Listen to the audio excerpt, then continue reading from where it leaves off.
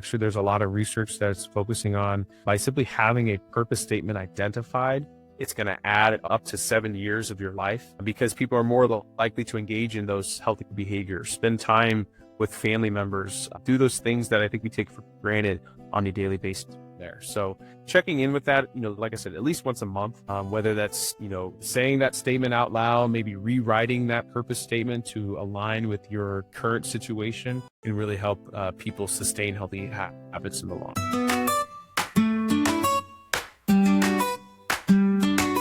Welcome to Fit That Hustle. I'm your host, Mohammad Asfer. Today we're diving into a story of transformation and purpose. My guest, Josh, is a former college football player, dad of 3, and leading expert in health and wellness. With over 10 years of experience, Josh is a clinical instructor of practice at the Ohio State University and a wellness program manager, helping faculty, staff, students, and the broader community achieve sustainable behavior change. If you're looking to balance family life, fitness, and a demanding career, this episode is packed with practical strategies and insights you won't want to miss. How does a former college football player go from selfless athlete to wellness expert, all while helping others achieve sustainable behavior change? Let's hear from Josh himself.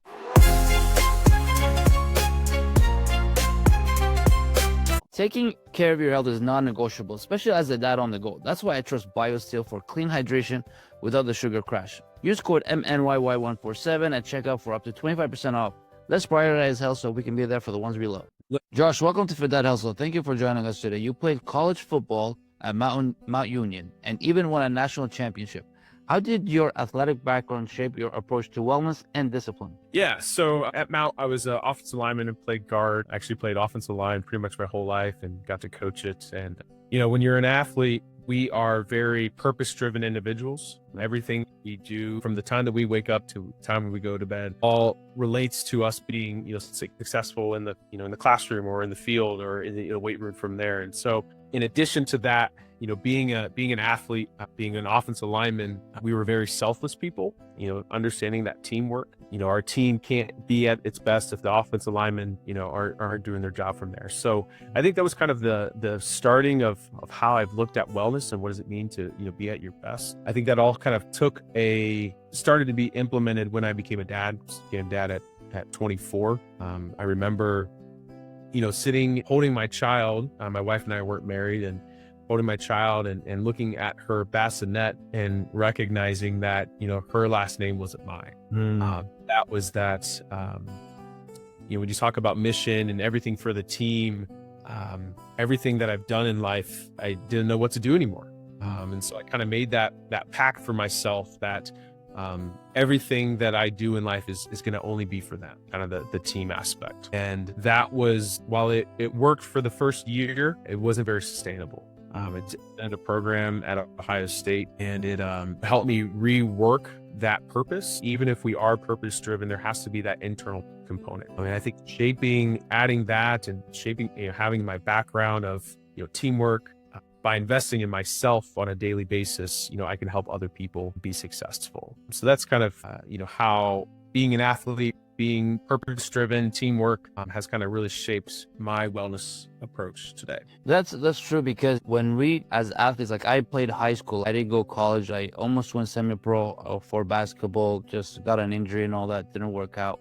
But I feel that always that when an athlete who's played in a team sport always has that team spirit when it comes to family, when it comes to they don't just think about themselves. Like even when you become a dad, and a lot of dads become selfless as well, but I think the background of the athletes is, I think they're kind of ready, but they don't know yet until it hits them. You know what I mean? So it becomes we're a team. Like I have my son now, let's go team, right? And then it's about his family. And then his little brother tells him, "You don't have a team. What are you talking about?" Yeah, I think and to be a team player, you have to do your job. Just like an offense. So I played guard, played left and right, played a little bit of tackle. If you are one step behind from the tackle or the center, you can't function as a unit. And so you have to do your own part.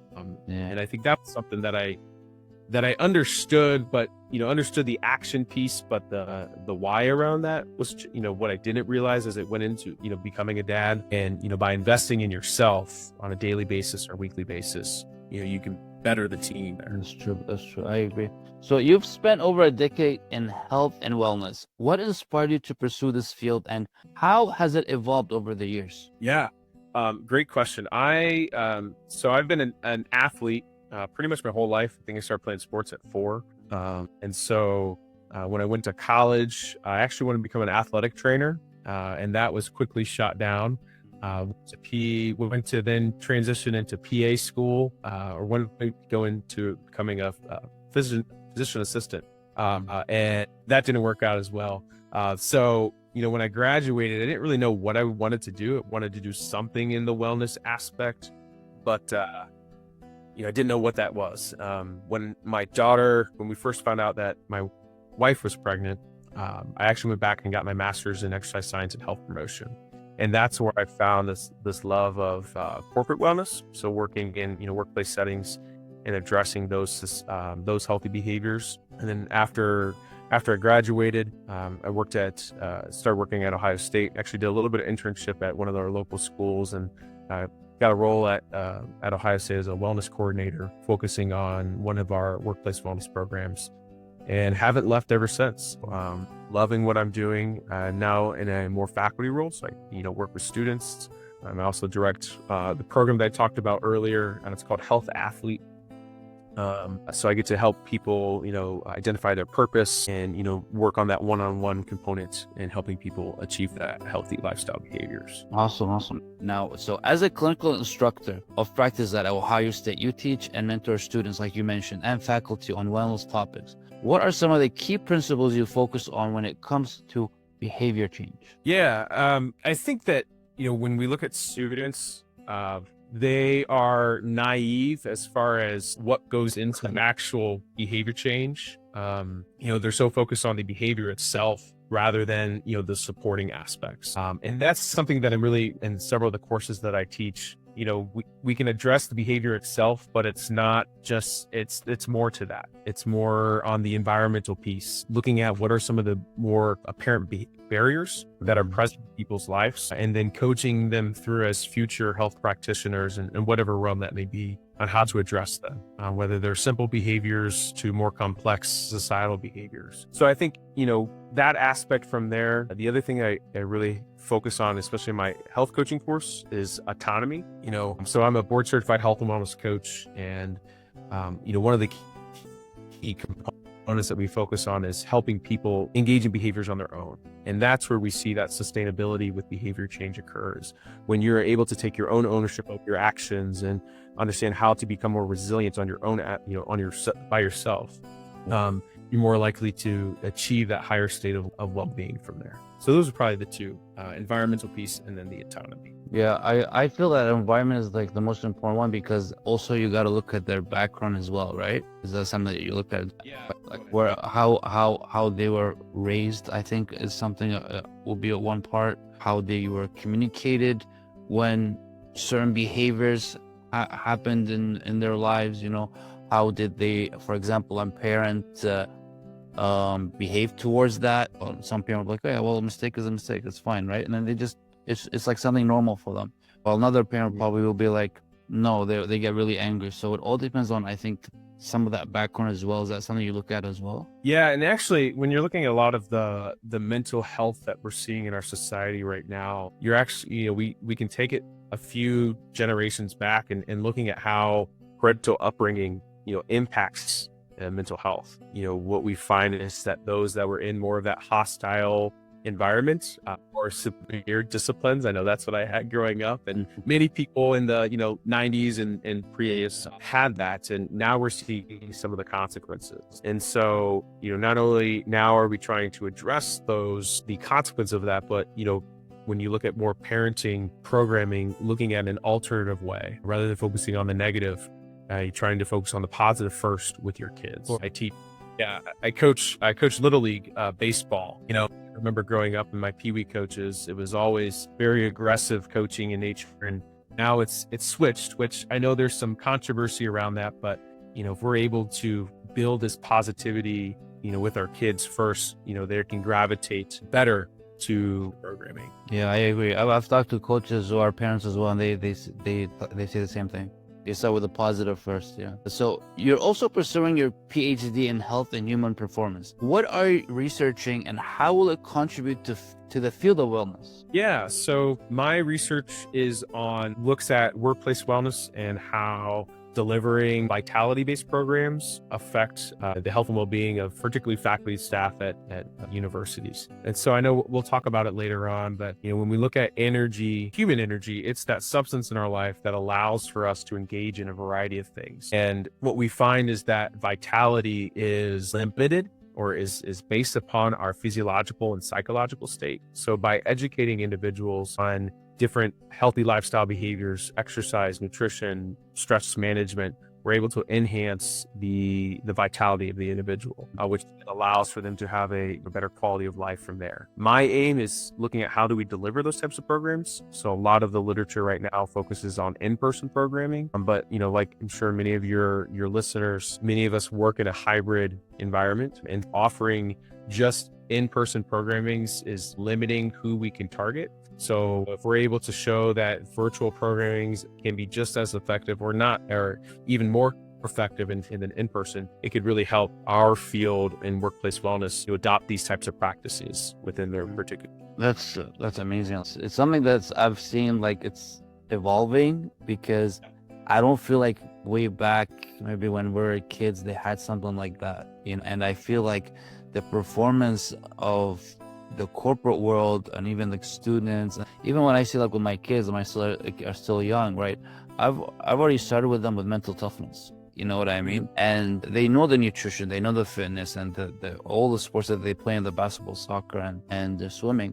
And they not just hear it from me. And I work with them with their fitness performance, right? Or also their performance in their basketball or soccer. I just tell them what they need to work on, and then the rest the coach takes care of it, right? So that as well, I feel it wasn't there with parents back then, you know what I mean? And also I'm seeing like what you're working with as well, with more professionals with their wellness, it's something that wasn't there either. And I feel like that's improving the work environment too, and like way better than before. I feel, I don't know what you're looking, it's your research, so I think you probably know a little bit more about that. Yeah, I think in future iterations of this research, if we're able to enhance virtual-based vitality programs, we can start to look at, how does this affect productivity, absenteeism, things of that nature. So I would say that this work is relatively recent in addressing healthy behaviors in the workplace, and then attaching that into,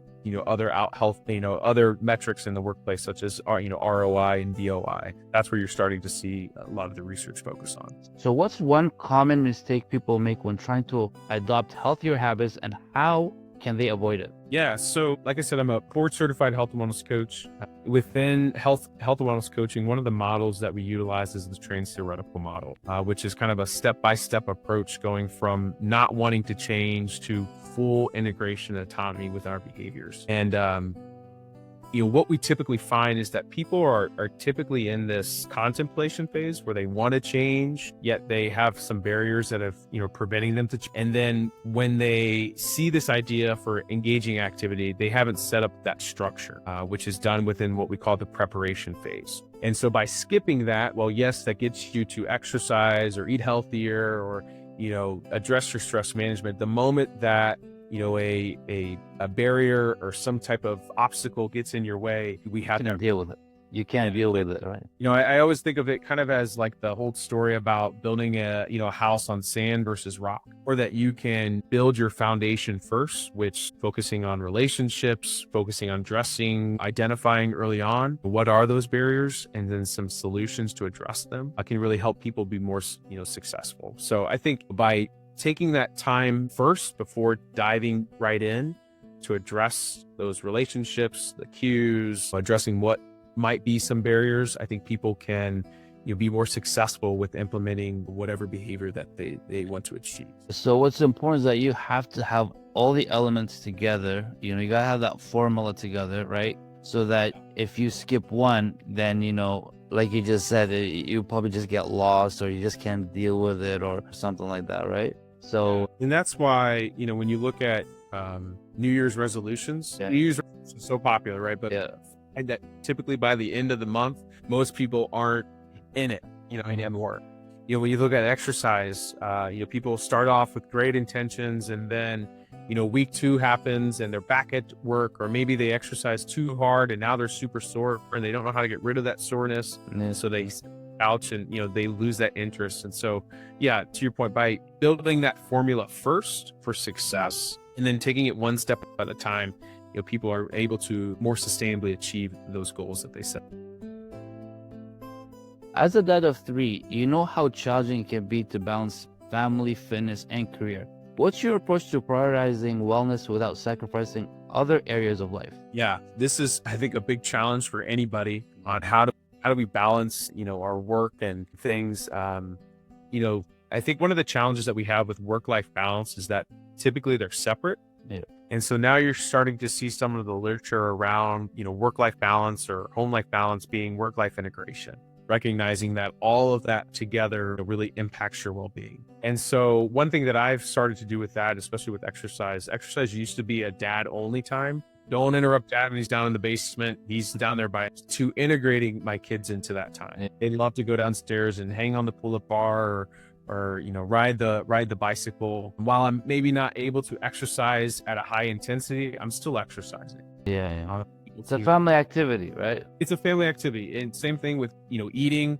My kids want to start cooking. I, caution on what types of foods we eat and, try to take a bite with caution from there. But, that integration of their wants and needs with my wants and needs and my wife's wants and needs, by having that more family approach into my health and wellness has been helped me, I would say, be, successful in prioritizing wellness without any type of sacrifices. Yeah, and it's very important to have our kids learn the good habits at a very young age: fitness, the nutrition, eating right. And like for me, for example, I let them eat the candy or whatever because I don't want to be so strict with them. But like, the 80-20 rule, so I just follow that. And it's not like they're eating it too much. They have that nutrition, they're healthy, they're eating well, and they're athletes, so they're burning a lot of calories, So just have some, just indulge. It's not a big deal. They're burning it out, and good. Yeah. And I think you bring up a good point with the 80-20 rule. I mean, we're human. It would be great that for us to eat broccoli and chicken for every meal, but there's people in our lives that just we want to indulge in things, and that's okay. Exactly. Making that, changing our mindsets to allowing for those one types of foods or those one types of activities, can be another great way to prioritizing our wellness without sacrificing any other area in life. Exactly. And something that I always tell my clients, I'm like, you can always burn it out, so don't worry about it. But as long as you don't do too much of it. Yeah, I like that's what we promote, the 80-20 rule at Ohio State. And I think just adopting that has been a big mind shift. So you've talked about the difference between time management and energy management.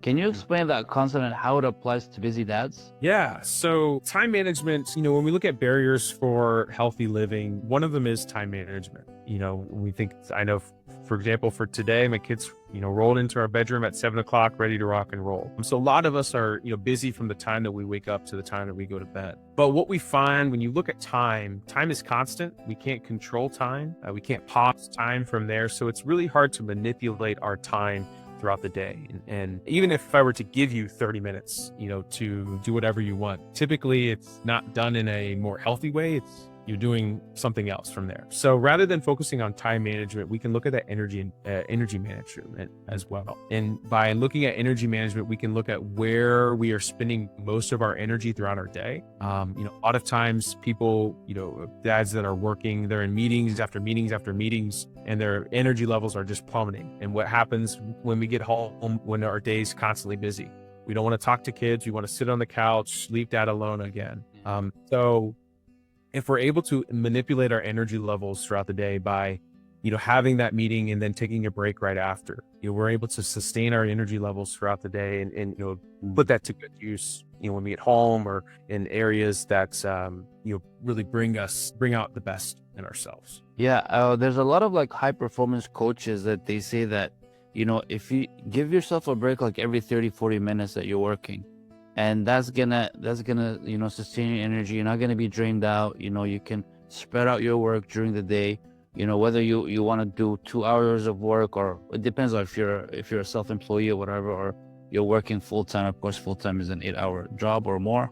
Then you just split it, and then every half hour, 40 minutes, go back and do your work.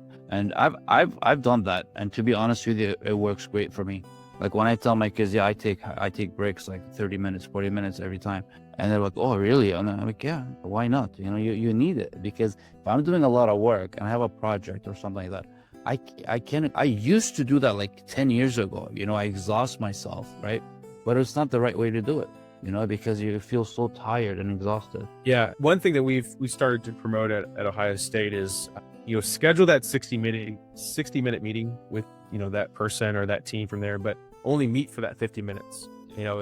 You think about, meetings that we're in, probably the first 5-10 minutes were, checking in with people, seeing how everyone's doing. And really the meeting doesn't start until, 15 minutes in. And so, with energy management, we're more focused during that 15-minute time frame. Yeah. In that 10-minute time frame, we can invest in whatever that is, whether it is that social connection or investing in ourselves, whatever that may be from there. Exactly. Yeah. Yeah.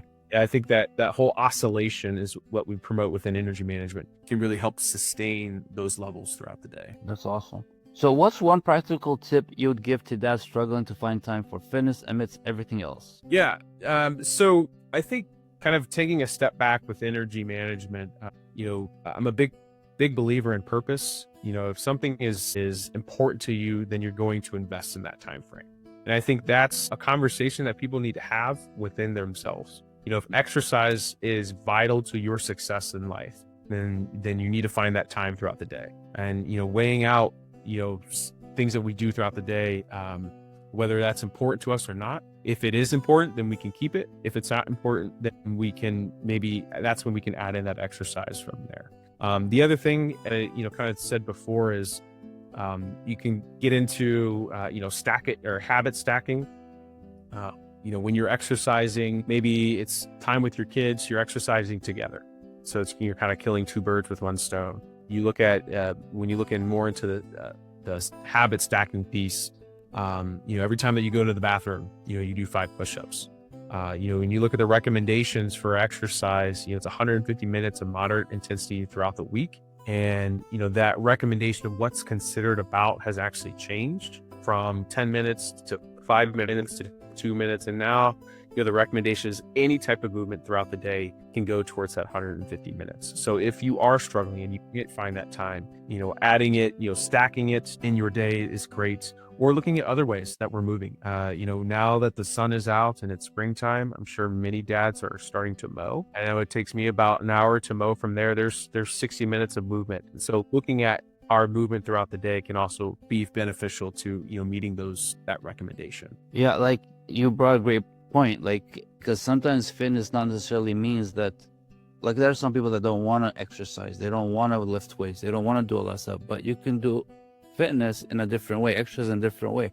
On the mall, you can just walk, or if you have a pet or something, you just walk your pet, and that is also a type of, like you said, it's a movement. You just got to do some movement, and that's how you got to be able to get your body, moving, or else you're just going to be stiff. You're not going to get that. You're not going to have that focus, it's also a mental thing as well, because you need that movement no matter how you do it, because at the end of the day, everybody has different goals, So if somebody doesn't really want to lift weights, I can't tell them, well, yeah, you got to lift weights. He's like, oh, I just want to walk, or something like that, and that's good for him. So that's something that's very important that we have to be able to. It all depends on that person's level as well, and the goals that they want to set as well. Yeah, with that, even parking, as we go to these, soccer fields, baseball fields, whatever it is, trying to park away as far as possible. I like the click list that you have at the grocery stores, because it does limit how much of your extra spending that you have,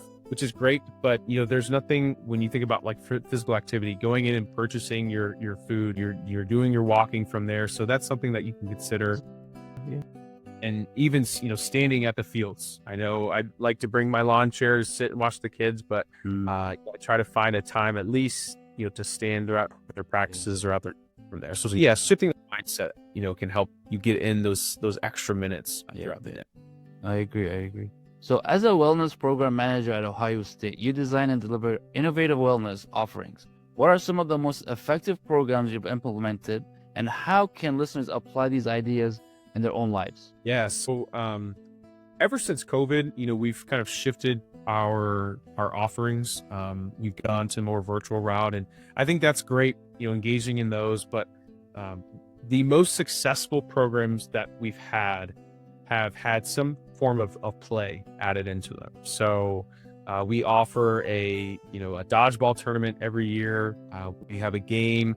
We have an event called the Amazing Race to Wellness, which is based upon the TV show Amazing Race. We've done a big boot camp in the SHU at Ohio State. If you're familiar with that, that's a big attraction. But that sense of play, I think, is something that's missing in our society. I just attended a conference this past week, and we talked about, in our work days, we're so focused on the tangible things that we don't take that time to play for ourselves. So adding in that sense of play, whether it is with exercise, whether it is with nutrition, can be impactful not only from a physical stance, but also from a psychological stance. And that's where I see a lot of our programming really focusing on, which allows for those social connections to happen at work or at home from there. Awesome stuff. So how do you help people stay motivated and committed to their wellness goals over the long term? Yeah, so I think the biggest recommendation that I have is connecting in with that purpose. So identifying, what is truly important in your life. Think of that kind of as your North Star, and then something that you constantly check in on a weekly, monthly, bi-monthly basis from there. And so if that, when we have that purpose statement identified for ourselves, it's going to enhance our overall motivation to engaging in some of the behaviors. Actually, there's a lot of research that's focusing on, by simply having a purpose statement identified, it's going to add up to 7 years of your life, because people are more likely to engage in those healthy behaviors, spend time with family members, do those things that I think we take for granted on a daily basis there. So checking in with that, like I said, at least once a month, whether that's, saying that statement out loud, maybe rewriting that purpose statement to align with your current situation, can really help people sustain healthy habits in the long run. Awesome. Good stuff. What role does community play in achieving sustainable behavior change? Yeah, I know we talked about this a little bit. There's so much that goes into behavior change than the actual activity. There's, really, and I tell this with my students, it's more based upon the environment. When you have that social support network identified, whether it's a single person or group of individuals, they're there to support you along that journey. When you have those hiccups that occur, which are inevitable, they're there to catch you and help you land on your feet moving forward. So whether it's identifying a friend, a family member, a coach, whether that's a professional coach, or can really help, individuals build upon different ideas, help you keep accountable in your pursuit for, living a healthy life. So what's your vision for the future of wellness, and how do you hope your work will impact diverse populations? Yeah, I think my vision is that, I hope that we're able to identify all of the barriers that are present, in the workplace for myself, but in our current society, and not only identifying them, but provide, practical solutions, evidence-based, solutions to address them.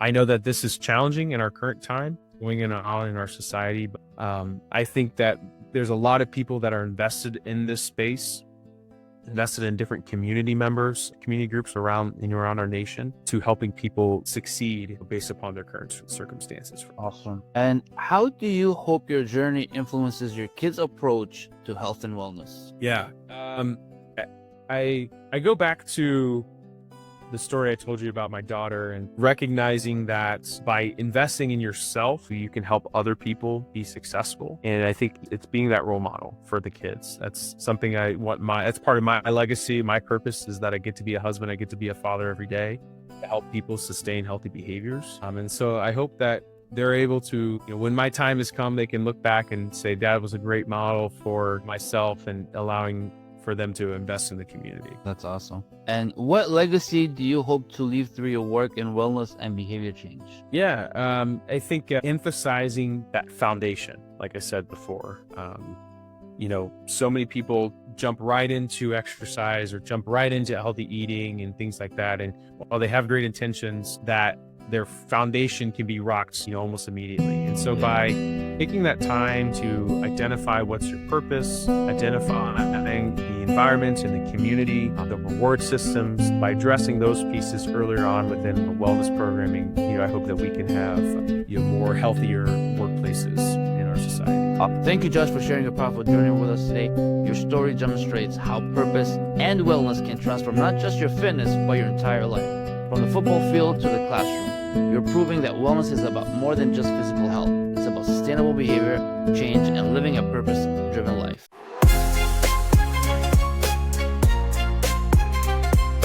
If Josh can transition from selfless athlete to wellness expert while helping others achieve sustainable behavior change, imagine what you can achieve.